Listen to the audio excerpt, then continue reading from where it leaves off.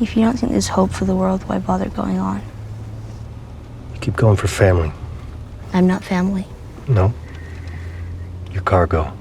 These two characters kind of collide with each other and are forced to be together, and you could tell neither one of them wants it.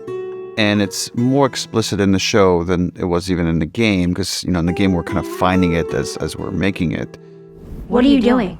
Killing time. Well, what am I supposed to do? I'm sure you'll figure that out. Sometimes it's making sure we don't change things for the sake of changing them. We just felt the game did it so well, there was no reason to reinvent it. I had one singular goal with the show. Teach me something new about Joel. Because I felt like I went over that thing with a fine-tooth comb, and I mean, what did I miss? Joel. Ellie! You are treading on some mighty thin ice here. Joel's relationships at the start of the story have everything to do with what motivates him, the loss of his daughter, and it's very painful. Very few things left in life to help him remember that he's an actual human being or that there's a real beating heart inside his chest, which makes him capable of really, really dark things. And then he meets Ellie, who's even more like him than anyone else. Your dad's kind of a pessimist. It's not my dad.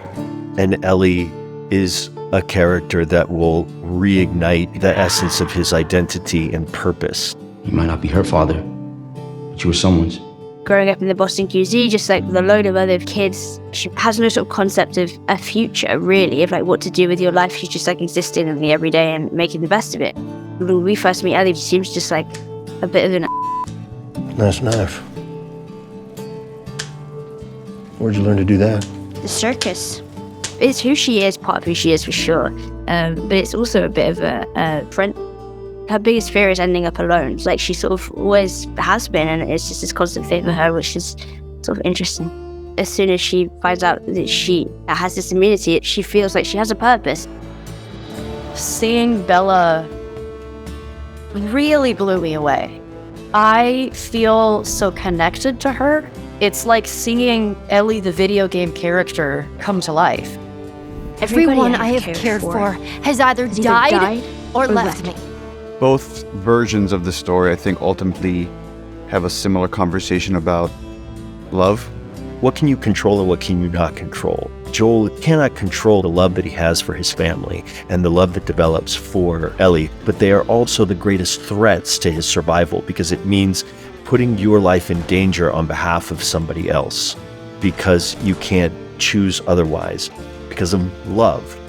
Joel and Ellie have become a metaphor for the connection a parent feels with their child. That is this very primal feeling that can override a lot of other motivations and goals. That relationship can go in reverse of like when you have a parent and you love them unconditionally, you will do everything to protect them. And we get to see that expressed over and over and in more intense ways throughout the journey of The Last of Us. I don't look at the show as a comparison. I look at it as a companion. What they got the opportunity to do was explore those same emotional beats in a different way.